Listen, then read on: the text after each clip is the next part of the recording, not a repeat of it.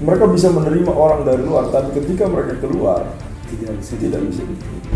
Kalau berantem orang timur paling depan. Iya. Kalau ada kegiatan orang timur seksi keamanan. KKB dianggap kriminal, jadi layak untuk dibantai. Senjata mereka itu dari mana sih sebenarnya? Saya nggak tahu dari mana, tetapi perlu kita sadari bahwa Indonesia itu banyak wilayah gelap. Makanya untuk pertanyaan untuk kawan-kawan yang menolak Otsus, jadi pilihannya mau apa ya? Ada kegagalan dalam mengindonesiakan mereka. Banyak hal, salah satunya adalah kita memang gagal melakukan pendidikan tentang Pancasila. Karena kalau kita bilang tujuan NKRI itu adalah perwujudan Pancasila sebagai tujuan, sudah sampaikah kita pada tujuan?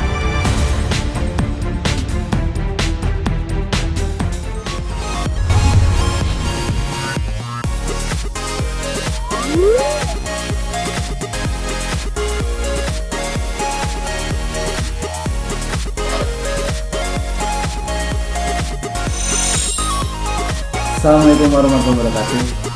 Kembali ke Ngopi Ngobrol Pikir. Kali ini saya ditemani dengan Bung Gian Temali ya. Nah, beliau adalah Ketua Prodi Ilmu Politik Universitas Kristen Indonesia. Kali ini mau ngobrol-ngobrol soal Papua. Kemarin sempat ada politisasi lagi terkait rasis ya, antara Abu Janda dengan Pigai. Nah, saya langsung aja nih, saya manggilnya Bro Bang Bung Bro ya. Bro Jan. Ini kenapa Papua itu selalu seksi menjadi isu?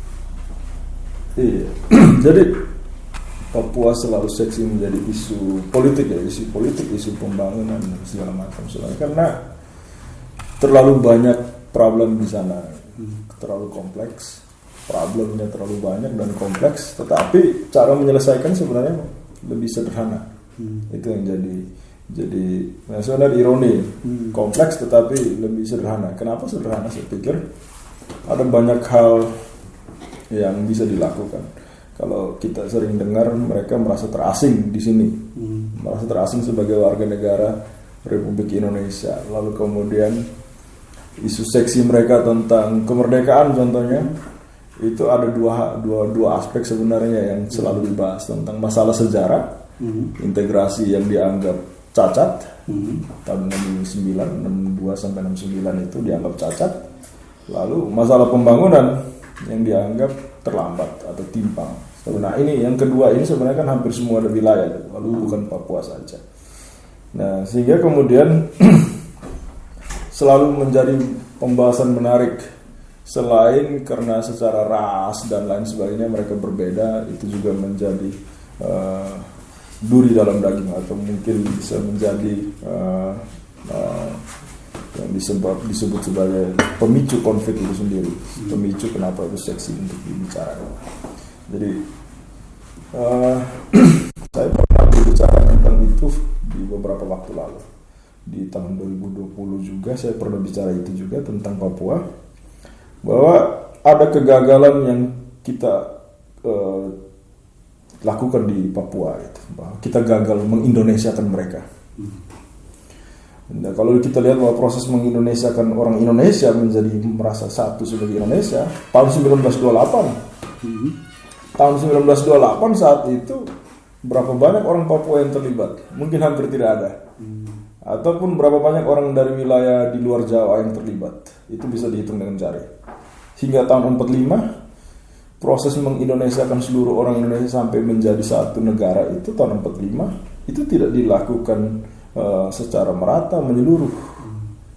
Itu ada gap antara kelas atas, artinya orang-orang Republik di pusat di Jakarta saat itu, Soekarno dan kawan-kawan, Sultan Syahrir, itu dihubungkan dengan kelas menengah yang ada di daerah. Kelas menengah daerah ini yang menjadi penentu, karena kalau tidak ada mereka Indonesia tidak mungkin berdiri. Ini pendapat saya dan ada beberapa yang menyatakan itu. Karena yang di pusat berbicara bahasa Indonesia, berbicara bahasa Melayu, ini dari bahasa dulu, Sementara di daerah belum semua bisa memahami bahasa daerah. Orang Makassar mungkin bicara bahasa Makassar, orang Bajo biasa bicara bahasa Bajo, Buton dan lain sebagainya. Tidak memahami bahasa Indonesia ini. Kelas menengah di daerah, dia sudah berpendidikan, dia memahami bahasa Indonesia, dia juga memahami bahasa daerah. Dia menjadi penghubung. Nah, Papua tidak di situ. Karena tahun 45 tidak, mereka belum ada di dalam konteks yang kita bicarakan ini. Mereka nanti di tahun 60, 61. Nah, sehingga kemudian ketika masuk pun proses integrasi sampai tahun 69 itu ada banyak hal yang mereka anggap itu cacat. Nah, memang secara dalam aturan internasional kan untuk memerdekakan, untuk mengintegrasikan atau memerdekakan sebuah negara, sebuah wilayah itu butuh waktu 10 tahun. Perjanjian Montevideo itu kan tahun 30-an bahwa butuh 10 tahun sampai pada jajak pendapat. Kalau kita hitung dari tahun 61 sampai tahun 69 tidak sampai 10 tahun. Lalu jadi pendapat tahun 69 gitu. Nah, itu banyak problem di situ yang mereka anggap cacat. Sehingga kegagalan-kegagalan itu dilanjutkan di masa Orde Baru dengan implementasi daerah operasi militer. Lalu kemudian sampai hari ini saya pikir daerah operasi militer mungkin secara resmi sudah dicabut, tetapi pada kenyataan masih banyak kita lihat tentara lebih banyak di sana. Nah, itu tentu akan berbeda dengan Aceh. Nah, itu makanya saya pikir mengindonesiakan, menasionalisasikan orang Indonesia atau mengindonesiakan orang Indonesia itu sendiri bukan dengan pendekatan itu sebenarnya. Ideologi intelektual itu yang harusnya dilakukan. Merangkul mereka sebagai bagian dari kita, melakukan indoktrinisasi tentang bagaimana itu persatuan dan lain sebagainya, memperlakukan mereka sebagai bagian dari kita, itu yang harusnya dilakukan. Tidak bisa dengan daerah operasi militer, dan Soeharto kan terbukti gagal. 32 melakukan itu, 32 tahun melakukan itu, tahun 2001 malah mereka muncul dengan kami tidak mau disebut Irian Jaya lagi. Kami muncul slogan orang asli Papua. Berarti ada kegagalan dari pendekatan militer yang dilakukan selama itu. Nah, saya bilang ada kegagalan dalam mengindonesiakan mereka. Ya, kemudian ketimpangan pembangunan itu coba dijawab dengan otonomi khusus. Dari 2001 sampai 2021 ini berakhir. Dan selama ini apa yang sudah terjadi? Perubahan apa yang sudah terjadi? Ini yang tentu ada banyak polemik, ada banyak perdebatan di situ. Tidak semuanya salah pemerintah pusat, itu juga salah pemerintah daerah di sana juga. Karena saya tidak bisa setuju kalau bahwa kegagalan pembangunan di Papua adalah kesalahan pemerintah pusat semata. Tidak bisa. Ya, karena kan anggaran dari pusat ditransfer ke daerah. Otonomi khusus sejak 2001 atau otonomi daerah yang sejak tahun 99 itu semuanya ditransfer ke daerah. Jadi ada peran besar pemerintah daerah dalam pembangunan itu. Jadi kalau kegagalan pembangunan itu juga termasuk kegagalan pemerintah daerah. Makanya, tetapi karena sudah terlanjur bahwa ini integrasi itu sudah cacat, jadi kegagalan pembangunan apapun itu pasti salahnya ditujukan kepada pemerintah pusat atau Jakarta, disebutnya Jakarta. Makanya perdebatan itu terus hingga seksi Itu kalau Undang-Undang Otsus Papua. Selama ini kan ada banyak pihak yang mengatakan sebenarnya penyelesaiannya itu selalu pusat bicaranya uang dan pembangunan. Tapi ada yang terlupakan, misalnya soal hak adat masyarakat Papua. Makanya kan di Otsus itu ada Majelis Rakyat Papua sama Dewan Perwakilan Rakyat Papua. Nah, Bro Zain sendiri melihatnya untuk hak adat ini sebenarnya kita sudah saya pikir sudah ada ruang yang dibuka. Karena desentralisasi sebagai antitesis sentralisasi Orde Baru itu membuka ruang kesempatan kepada daerah untuk menggali potensi dirinya sendiri, potensi masyarakat, sumber daya dan segala aspek sosial budayanya untuk dikembangkan sebagai modal pembangunan itu sendiri. Sehingga kalau di Sumatera Barat contohnya ada beberapa yang berubah menjadi nagari, kecamatan atau desa itu disebut nagari, atau di wilayah di NTT mungkin ada yang menyebutnya itu kepala suku, raja dan lain sebagainya. Nah itu saya pikir sudah dibuka ruang itu, dan otonomi khusus sebenarnya khususnya itu pada anggaran, tetapi selebihnya itu sudah sama, terbuka ruangnya untuk hak wilayah masyarakat adat dan lain sebagainya, itu dibuka untuk itu. Saya pikir tidak bukan berarti ada pembatasan atau lain, saya pikir tidak ada. Pembukaan ruang untuk masyarakat adat itu ada.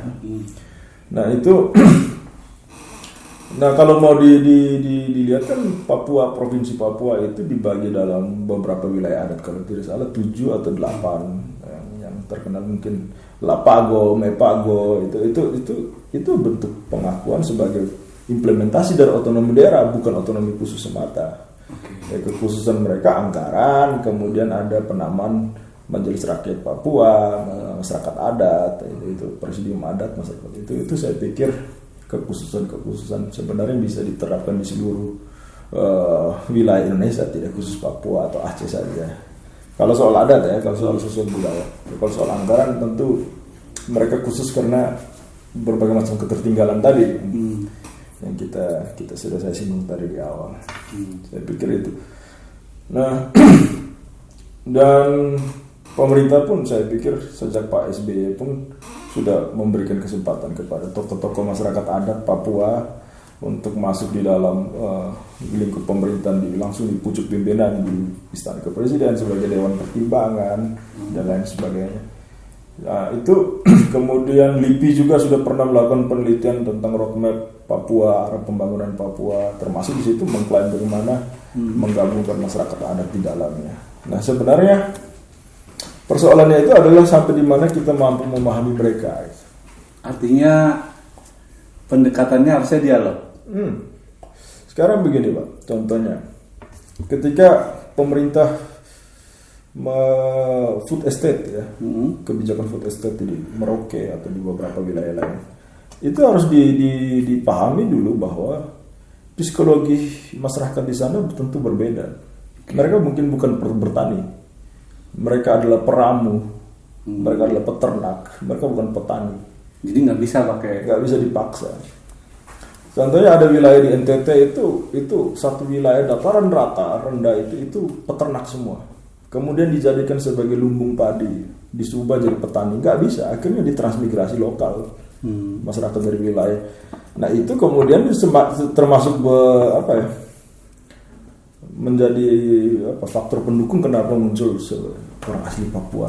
Anda pendatang, saya orang asli Papua. Makanya di Merauke kemarin kalau lihat tahun 2020 kemarin ada tuntutan dari salah satu suku terbesar di Merauke bahwa bupati itu atau kepala daerah itu harus orang suku asli, bukan pendatang.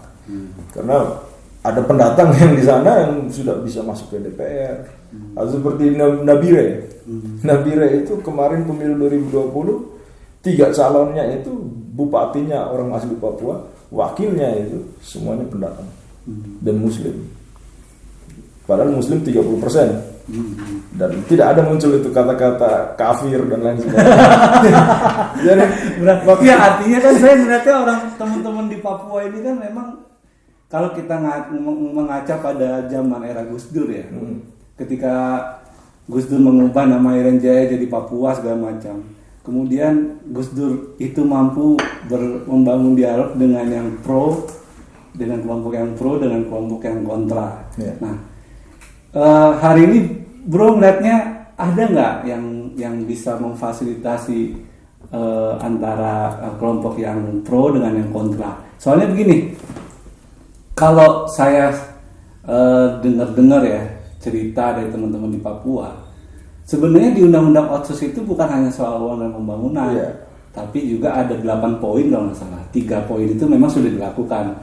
Tapi persoalannya mereka merasa hak adat itu belum dilakukan. Contoh misalnya tentang eksploitasi lahan misalnya. Itu mereka mengaku bahwa mereka juga nggak pernah dilibatin, termasuk soal karena mereka menganggap pemerintah pusat ini ketika berkoordinasi, berkonsultasi, membangun ruang dialog dengan masyarakat adat, ketua-ketua adat, itu ada tabrakan kepentingan. kepentingan dengan elit termasuk kepentingan soal bisnisnya di sana. Nah, kalau dalam bicara pembangunan keterlibatan masyarakat di dalam perencanaan pemanfaatan ruang, wilayah, lahan dan lain sebagainya, sebenarnya itu akan semakin kompleks ke depan. Kenapa? Karena di dalam Undang-Undang Cipta Kerja dalam pasal berapa itu tentang RT RW, rencana tata ruang dan di wilayah, itu ditarik ke pusat semua. Selama ini sebelum itu ada di daerah, sekarang ditarik ke pusat. Nah, kalau pusat yang tidak memahami psikologis masyarakat daerah dan mereka yang pusat yang menentukan, itu entah akan jadi ya, itu yang tadi dibicarakan lagi makin kompleks. Karena sebelumnya itu RT RW itu di daerah disebut rencana detail tata ruang, itu disusun oleh pemerintah daerah. Sekarang ditarik ke pusat semua. Kemarin yang waktu dalam Undang-Undang Cipta Kerja itu, ya? Iya, dia memang diambil dia oleh. Kemarin ada Pak Nur Marzuki kita undang ya. Dia ngomong RT RW memang itu betul, dia akan diambil pusat, nanti pusat mensinkronkan dengan yang di daerah, kemudian baru 50% katanya. Pusat yang menentukan, daerah yang mengawasi. Jadi pengawas semua jadi. Jadi pemerintah daerah disuruh mengawasi kebijakan pemerintah pusat. Nah, ketika itu ini karena gini, dalam permasalahan itu pasti selama ini muncul gini kejadiannya. Ketika pusat menentukan bahwa wilayah ini adalah wilayah pusat pertanian contoh. Sementara masyarakat di situ menjadikan sebagai tempat peternakan. Itu benturan. Akhirnya wilayah itu tidak bisa dimanfaatkan. Karena dianggap melanggar undang-undang kalau masyarakat memanfaatkan itu sebagai peternakan. Sekarang ketika ditarik ke pusat dan daerah yang disuruh mengawasi, dan ketika masyarakat protes, daerah yang berhadapan, padahal yang menentukan pusat. Nah, ini kita belum dapat kasusnya karena undang-undang itu baru dibuat kemarin September. Ya, kita mungkin butuh 1 tahun ini untuk lihat sampai September lagi kira-kira implementasinya bagaimana. Apalagi ini undang-undang Otsus Papua mau direvisi. Bukan direvisi, memang harus berakhir tahun 2021 dan belum ada pembahasan tentang bagaimana keberlanjutannya. Oh gitu. Mau diperpanjang atau tidak belum ada. Oh, jadi bahasanya bukan direvisi ya, tapi memang masa berlakunya habis 2021. 2001 sampai 2021 untuk 20 tahun. Berarti bikin baru lagi nanti. Belum tentu. Ini tambah berantakan. Makanya kan sampai hari ini kan yang rame membahas bahwa kami menolak Otsus itu orang Papua. Sebagian mendukung untuk berlanjut Otsus, ada yang menolak Otsus. Nah, sementara pemerintah pusat belum punya banyak statement tentang itu. Apakah mau dibahas kapan? Pembahasannya mau kapan? Baru pernyataan Pak Mahfud ya sebagai yang kasus kemarin. Itu akan digodok ulang undang-undang Otsus Papua. Makanya untuk pertanyaan untuk kawan-kawan yang menolak Otsus, jadi pilihannya mau apa ya? Mau diperlakukan sama seperti daerah lain di Indonesia atau merdeka? Atau jadi pendapat? Itu yang dibalik penolakan Otsus itu sampai hari ini saya belum dapat bahwa kenapa mereka menolak itu. Kalau mereka inginkan supaya mereka setara pembangunan equal dengan daerah lain, ya sebenarnya mereka harus mendukung Otsus karena memang mereka tertinggal sekali. Tetapi kalau mereka menolak berarti mereka mau diperlakukan sama dengan daerah lain. Kalau masih integrasi ya. Tapi kalau mereka tidak mau merdeka berarti jajak pendapat dan sebagainya. Tapi ada juga bilang yang gini, merdekanya Papua itu bukan dimaknai memisahkan diri loh. Ada juga yang bilang merdeka itu ya mereka pengen dihargai, ingin apa? Ya sebagai negara kesatuan, kita ini kan negara kesatuan tentu berbeda dengan negara federal. Kita negara kesatuan ya otonomi khusus. Tidak ada lagi yang lain bahwa mereka ingin merdeka atau independen mengurus diri sendiri tapi tetap dalam kerangka NKRI, itu nggak ada bentuknya yang lain. Ya cuma otonomi khusus, nggak bisa federal karena kita bukan negara federal. Tentu berbeda dengan kita seperti Irlandia Utara, mereka semua itu otonomi khusus seperti Irlandia Utara atau Catalonia di Spanyol. Jadi tidak bisa dia terpisah sendiri, mengurus diri sendiri, atau modelnya seperti persemakmuran, Commonwealth, enggak gitu. Kita kan negara kesatuan. Berarti Jadi mau bentuk merdekanya seperti apa? Nggak ada, cuma otonomi khusus. Nggak ada yang lain. tapi itu isu merdeka isu bergening sih ya. Iya, isu merdeka itu isu bergening. Saya pikir begini Pak. Pada sisi lain saya anggap mereka pintar. Oke. Karena apa? Karena kalau kita bilang tujuan NKRI itu adalah perwujudan Pancasila sebagai tujuan, sudah sampaikah kita pada tujuan itu? Atau proses kita menuju tujuan sudah terpenuhi Pancasila itu? Tentu tidak. Banyak daerah yang mengalami ketertinggalan, banyak daerah yang mengalami ketimpangan. Belum semua orang merasakan mereka bebas karena Pancasila itu diterapkan. Nah kemudian ada ingin yang merdeka, saya pikir pintar. Itu kayak gini Pak, mohon maaf, bahasa agak kasar mungkin. Ketika Bapak diperkosa, Bapak tahu diperkosa dan itu tidak, dan Bapak nikmati. Oke. Tapi kalau Bapak melawan itu karena Bapak ini saya diperkosa, tidak adil ini. Gitu. Iya. Malah ikut goyang. Iya. Kita tahu banyak sekali daerah yang tertinggal gitu. Tapi tidak banyak yang protes bahwa ini kok saya kenapa tertinggal gitu. Bagaimana peran pemerintah daerah, pemerintah pusat dan lain sebagainya. Diam saja gitu. Korupsi di depan mata diam saja. Diperlakukan rasis, diskriminasi diam saja. Maka ketika dia menuntut kemerdekaan, ya saya pikir mereka pintar gitu. Dia tahu dia diperkosa dan dia harus lawan gitu. Itu pertama. Karena kebebasan itu adalah hak semua orang dalam demokrasi atau dalam politik itu sendiri, hak semua orang untuk mendapatkan itu. Dan kita mengklaim negara ini Pancasila ya. Berarti emang ini di luar soal sejarah, di soal kata itu. Berarti memang potensi Papua memisahkan itu besar ya berarti. Oh iya, ini bukan besar artinya apa ya? Karena gini Pak, beda sama Aceh. Di Aceh itu keinginan untuk merdeka itu dibentuk, ditumbuhkan, dikembangbiakan oleh organisasi. Oke. Gerakan Aceh Merdeka jelas ketuanya siapa, Iya. pasukannya ada, mereka ada di mana. Tapi kalau di Papua? Di Papua tuh nggak ada Pak. OPM itu siapa yang sebut bahwa OPM itu organisasi? Oke. Operasi Papua Merdeka. Mereka tidak pernah menyebut mereka kami organisasi Papua Merdeka. Mereka menyebut KNPB, Komite Nasional Papua Barat atau yang lain. Mereka tidak pernah menyebut kami organisasi Papua Merdeka, itu adalah singkatannya dari OPM. Atau OPM itu dari O itu organisasi atau operasi. Kalau operasi berarti siapa yang menyebutkan itu? Seperti operasi Seroja Timur ke Timur Leste. Gitu. Jadi di sana tidak ada organisasi. Benny Wenda bukan ketua semua orang.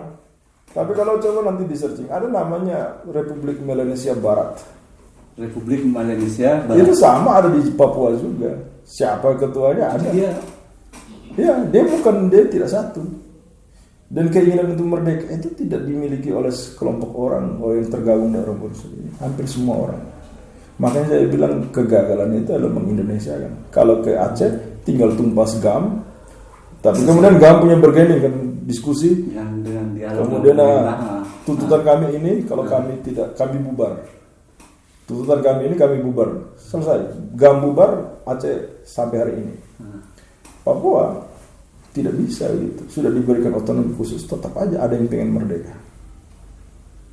Berarti Dia bukan organisasi.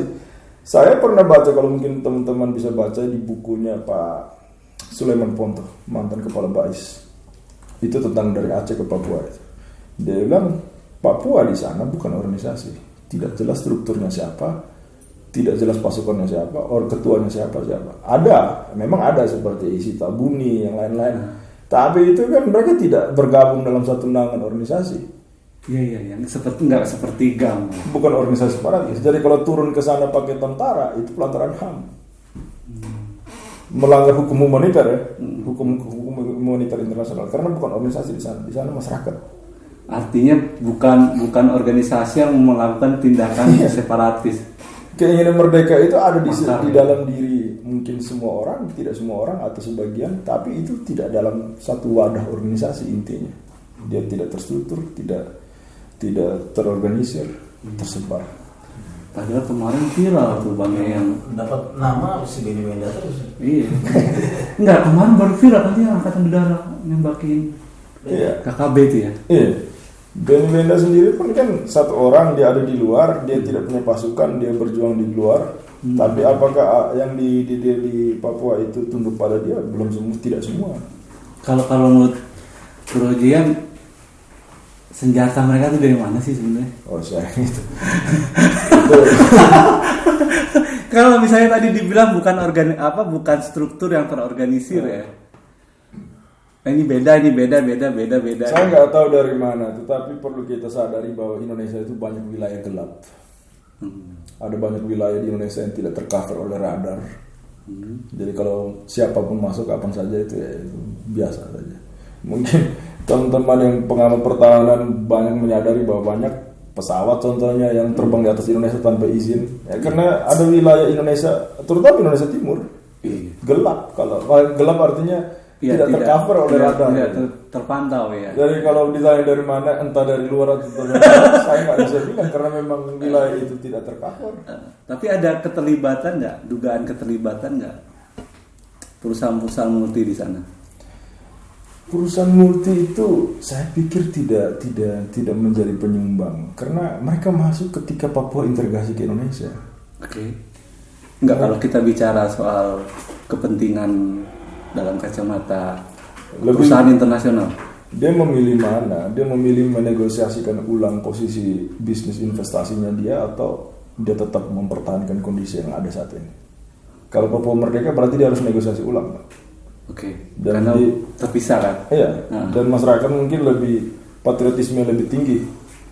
Contohnya kasus Timor Leste Pak, ketika Celah Timor itu di wilayah Indonesia mereka Timor Leste masing-masing wilayah Indonesia. Celah Timor itu dimanfaatkan mayoritas oleh negara investasi. Australia dapat lebih banyak daripada Indonesia. Ketika Timor Leste merdeka, Australia dapat lebih sedikit.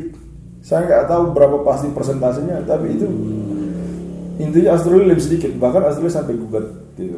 Artinya kalau misalnya ada pihak yang mengatakan bahwa kericuhan di Papua melibatkan perusahaan multinasional itu terbantah ya? Saya pikir tidak, karena ini sebenarnya banyak hal. Salah satu itu termasuk PDRB mayoritas kabupaten daerah di Papua itu ditunjang oleh pertambangan itu. Karena kalau tanpa ada pertambangan PDRB mereka rendah, pendapatan per kapita masyarakat bisa cuma 500.000 per bulan. Itu tidak. Kalau nggak ada perusahaan sementara sembako dan lain sebagainya, alat pemenuhi kebutuhan di sana mahal sekali.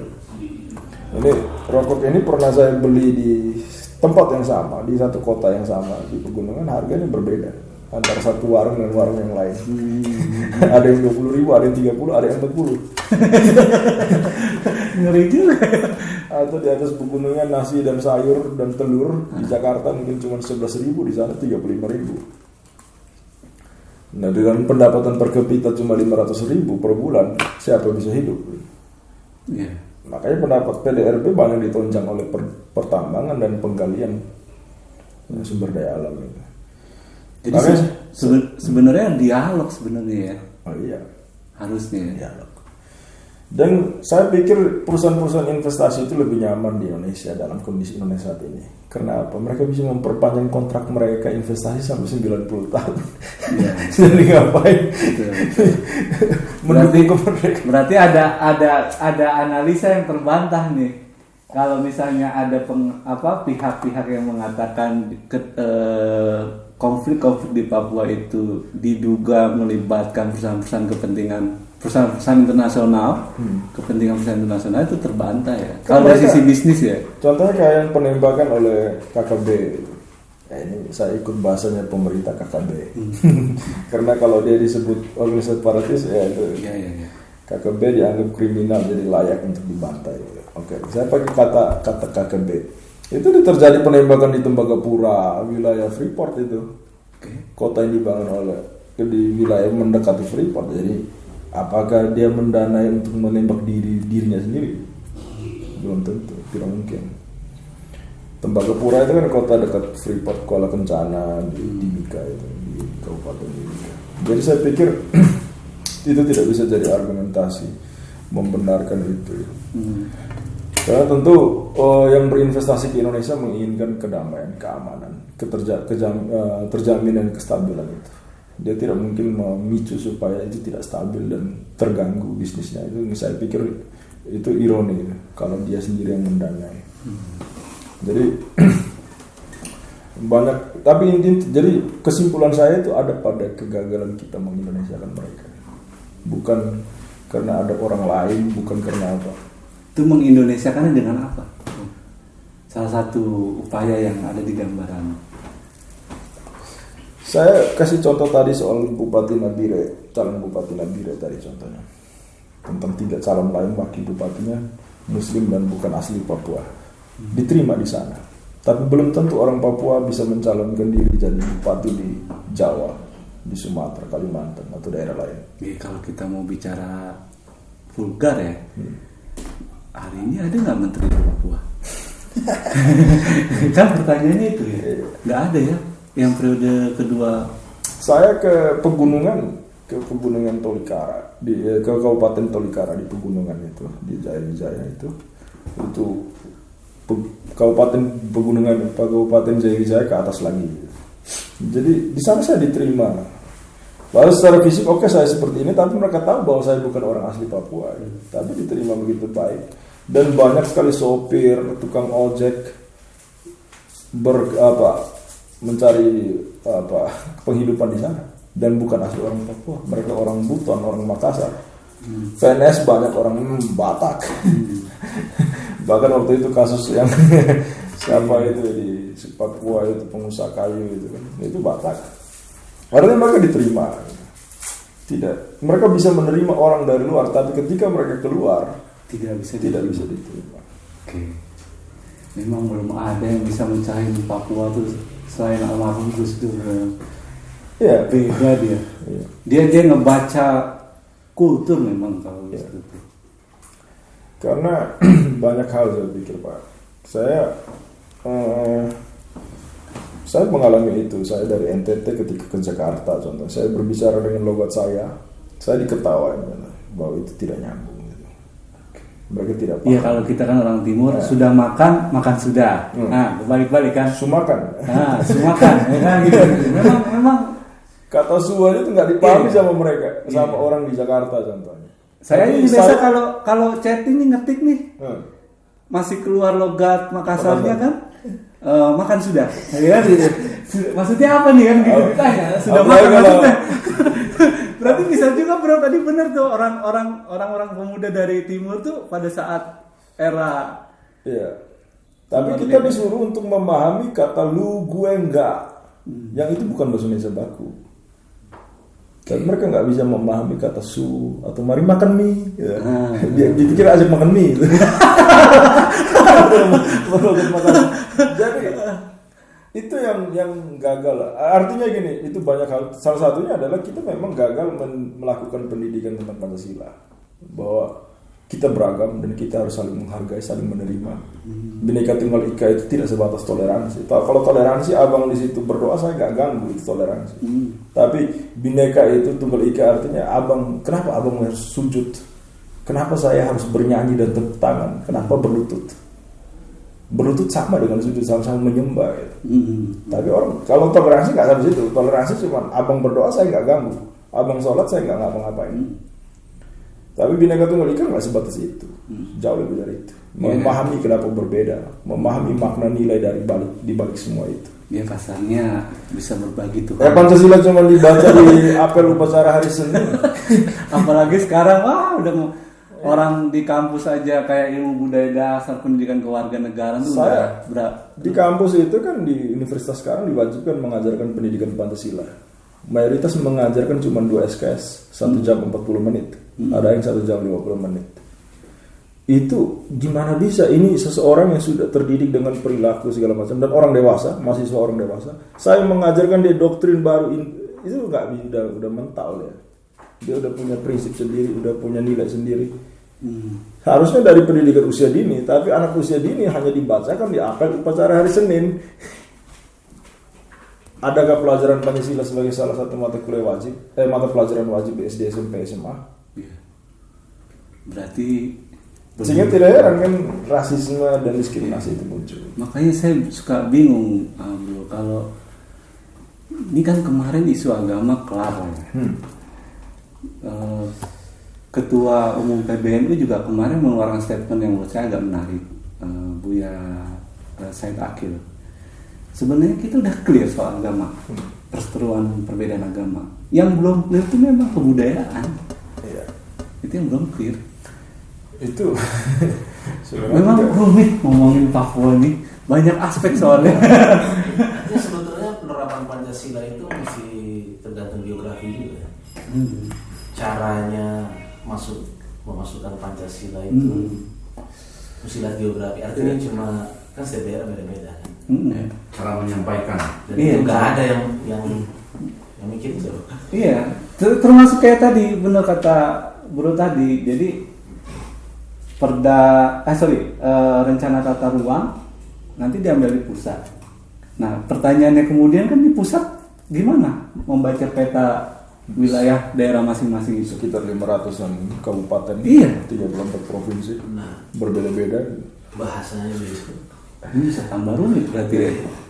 Saya memang termasuk orang sebenarnya yang mendukung undang-undang Horoni di dalam Pancasila, meskipun perlu ada beberapa koreksi pada aspek tertentu. Tapi memang itu penting, karena tidak bisa kita mengambil semua yang dari versi Barat, demokrasi versi Barat. Iya. Demokrasi versi Barat voting, salah satunya proseduralnya adalah voting. Indonesia tidak voting, musyawarah. Makanya wilayah di Jawa, Sumatera, di pusat-pusat kota ada namanya alun-alun. Itu ada sebuah gedung tanpa dinding, hanya atap. Untuk bermusyawarah. Tapi sekarang jadi tempat wisata doang, wisata saja. Jadi nggak ada yang ke sana. Jadi cuma tempat foto-foto. Kita kayak Bandung, alun-alun kota Bandung, kayak Jawa Tengah, Semarang, alun-alun kabupaten itu tanpa dinding. Di situ ada kursi raja di masa lalu ya. Mereka duduk di situ, bertata di situ. Masyarakatnya datang ya sambil jongkok dan sambil menyelesaikan persoalan politik, persoalan sosial di situ. Tanpa dinding, tanpa apa, cuma atap dan lantai. Sekarang ketika pakai voting, ya, artinya gitu. Artinya tidak bisa semuanya kita adopsi. Berarti kita perlu sepakat dong nih bro. Sebaiknya kita kembali ke Undang-Undang 45, bukan Undang-Undang yang 2000 ya. Ya, artinya memang penyesuaian itu perlu, amandemen itu perlu pada aspek-aspek tertentu. Tetapi memang tidak semuanya kita adopsi. Pembangunan itu tidak westernisasi. Modernisasi itu bukan westernisasi. Karena pasti akan terjadi benturan peradaban, kata Paul Huntington. Apalagi sekarang globalisasi seperti ini, tanpa ada batas ruang dan waktu, benturan itu pasti akan terjadi. Iya, digitalisasi dan macam udah. Jadi sebenarnya kita cukup apa ya? Kita salah memaknai memajukan Indonesia itu. Jepang menjadi maju, mereka go global tapi lokal. Global lokal. Kita global sepenuhnya gitu, lokalnya ditinggalin. ini banyak banget saya dapat di balik pengetahuan. asli saya gue baru tahu kalau karena hari ini semua framingnya itu perusahaan multinasional terlibat di Papua. Ternyata benar juga setelah dipikir-pikir kalau bicara investasi orang bicara aman dulu negaranya. Bicara keberlangsungan, kestabilan, kan tidak mungkin wilayah yang konflik itu akan menarik investasi, nggak mungkin. Apalagi dia yang menjadi pemicu sendiri, nggak mungkin. Keamanan investasi. Iya, artinya kan memang berarti poinnya tuh kita juga harus menerima ya masalah hak teman-teman di Papua ya, bisa diterima ya. Artinya pada kesimpulan akhirnya kan bukan menjadi tugas pemerintah pusat saja, itu tugas pemerintah daerah dan terutama tugas semua masyarakat Indonesia. Tidak bisa pemerintah pusat sendiri, tidak bisa pemerintah daerah sendiri, semua orang. Karena begini Pak, kalau Bapak ke Papua contohnya, Bapak akan bertemu dengan anak-anak Papua yang polos-polos. Mereka bertemu dengan kita biasa saja, ngobrol biasa saja. Tapi dia akan mungkin saja berbeda ketika dia keluar dari sana. Dia kuliah di Jakarta contohnya. Dia merasakan bahwa dia terasing. Dia melihat bahwa ternyata nih kok di wilayah lain ini maju sekali, saya di sana cuma segini. Belum apalagi ditambah interaksi dia ya. Perlahan muncul itu Kesulitan. rasa bahwa ada ketidakadilan ini. Kemudian dia merasa terasing. Saya dengan tampilan seperti ini tuh kalau di luar sana nggak ada yang percaya kalau saya dosen, Pak. Udah gitu ketua prodi lagi ya kan. Dipikir saya preman aja. Apalagi pas pakai jeans, kaos santai ya kan. Jadi memang kita juga harus menerima ya semua kehadiran teman-teman di saudara-saudari Papua ya. Pengaruh stereotip dan lain sebagainya memang ada bahwa orang timur itu preman. Tapi bukan berarti orang Jawa dan Sumatera nggak ada yang preman. Iya, benar. Orang Kalimantan nggak ada. Orang jadi preman kalau ini lapar. Bisa sama pun jadi preman ya kan. Saya di fisik saya seperti ini contohnya, badan besar mungkin sekarang agak buncit ya. Tapi sangar seperti ini dipikir jago berantem dia. Saya nggak pernah latihan karate. Kami kesehatan gizi buruk paling parah di Indonesia, kesehatan paling rendah di Indonesia. Tapi kami dipaksa untuk kuat. Ini kalau perutnya gendut karena kebiasaan hidup di ruang kelas. Dipaksa untuk kuat. Kalau berantem orang timur paling depan. Iya. Kalau ada kegiatan orang timur seksi keamanan. Lalu nggak seperti itu. Artinya itu kalau orang timur secara umum atau orang Indonesia Tengah secara umum. Tapi dari orang Papua sendiri ketika dia datang ke Jakarta ke wilayah lain, dia secara fisik dia sudah berbeda dan dia diperlakukan berbeda. Iya. Nah itu memang salah kita semua lah intinya. Ya. Kalau soal Papua nih. Kita semua. Mereka bisa menerima kita, kenapa kita tidak bisa menerima mereka? Kalau Bapak Abang lihat di jumlah penduduk Papua, provinsi Papua sekitar 3 juta, Papua Barat 1 jutaan lebih. Hampir 51% atau hampir 50-50-nya itu adalah orang asli Papua dan orang pendatang. 51%, hampir 50% di Papua Barat, hampir 40% di provinsi Papua adalah pendatang, dan mereka bisa diterima di sana, hidup berdampingan. Sementara kenapa kita tidak bisa menerima mereka ketika mereka ke tempat kita? Iya benar. Itu poin pentingnya di situ sebenarnya. Jadi rasa menerima secara bersama-sama. Transmigrasi ke Papua itu meskipun tidak diumumkan secara tapi sampai saya data tahun 2013 ada transmigrasi ke Papua Barat, ke Papua ada transmigrasi, dan tetap orang berdatangan ke sana, pendatang berdatangan ke sana tetap diterima, dan belum pernah ada benturan yang saya rasakan benar-benar. Mungkin yang paling heboh terdengar mungkin kasus Tolikara tahun 2000 berapa tentang bahwa ada pembakaran masjid. Itu bukan masjid yang besar sekali gitu, mungkin itu musola dan ada di pasar, ya berdampak gitu kebakaran itu. Ya saya nggak tahu, kita nggak tahu. Itu salah satu. Kalau versi aslinya itu pasar dibakar, merembet ke musola. Tapi ternyata jadi kebalik keluarnya tuh. Iya. Di framing isu-isunya itu. Sebelum dan setelah itu tidak ada. Iya. Tidak ada kasus yang seperti itu. Ini sempat ada yang ngaitin ke soal pada saat yang bersamaan Freeport lagi bongkar muat katanya. Bawa ngambil emas masuk ke tanker kan untuk mengalihkan itu, kali dibakar sampai ke situ tuh analisa soal Papua. Jauh banget jadi konspiratif akhirnya. Ada salah satu Instagram saya lihat di Instagram, akun Instagram namanya Sukudani. Akun Instagram ini sih bukan promosi tapi dia orang bule, orang Amerika, tinggal di sana, berbicara logat sana, dan dia hidup di sana berdampingan dengan mereka. Kalau bahwa mereka membenci Freeport yang berasal dari Amerika, kenapa nggak seperti itu? Di Sapurata juga itu, semua yang dari Amerika dibenci juga. Ternyata tidak. Kalau saya pribadi, teman-teman Papua itu memang orang yang terbuka, sangat terbuka. Dulu teman-teman KKN saya banyak dari sana. Berdebat di rapat tuh biasa itu, sampai ngangkat-ngangkat kursi. Tapi setelah itu, udah nyanyi lagi kita kan. Ada kayak level hubungan pertemanan itu. Saya dengan mereka ada beberapa anak-anak Papua atau junior saya waktu kuliah. Saya dipanggil kakak, dan ada yang sampai panggil saya kakak pribadi. Kakak pribadi. Jadi ada ini kakak pribadi saya. sudah sedekat itu dan harus lebih dekat. Bahwa ini pribadinya dia itu, saya dan dia gitu. Dan itu kan bentuk tertinggi dari dia menghargai saya, menerima saya yang bukan orang Papua gitu. Mengapa kita tidak gitu. Ini pertanyaan terakhir nih, bro sendiri setuju undang-undang Otsus lagi, kan kalian tadi mau habis, atau nggak usah? Nggak usah. Saya lebih setuju untuk dilanjutkan. Alasannya? Masih tertinggal. Kalau memang keinginan kita untuk tetap mempertahankan Papua sebagai bagian dari NKRI, itu harus dilanjutkan. Tetapi tentu harus ada peningkatan dalam proses implementasi, pengawasan, insentif dan lain sebagainya. Itu yang harusnya dilakukan lagi. Karena begini, memang saya tidak bisa salahkan bahwa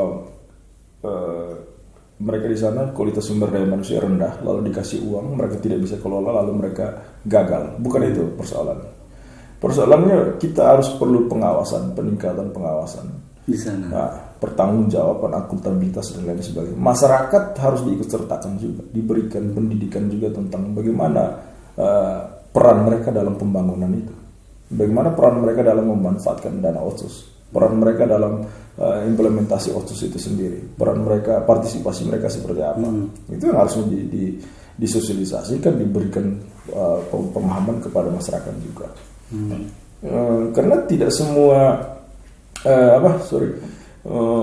mayoritas orang di Papua itu pemimpin daerahnya, PNS-nya dengan sebagainya, masyarakat saya pikir paham betul bagaimana cara mengelola, atau mereka juga memahami bagaimana masalah mereka, kebutuhan mereka, kepentingan mereka apa gitu. Hanya tinggal itu, peningkatan akuntabilitas, transparansi dan partisipasi masyarakat. Karena kalau itu tidak dilakukan sia-sia. Orang pintar saja kalau dikasih duit tapi tidak ada akuntabilitas, duit pasti itu nggak akan jadi apa-apa. Betul. Malah dikorupsi.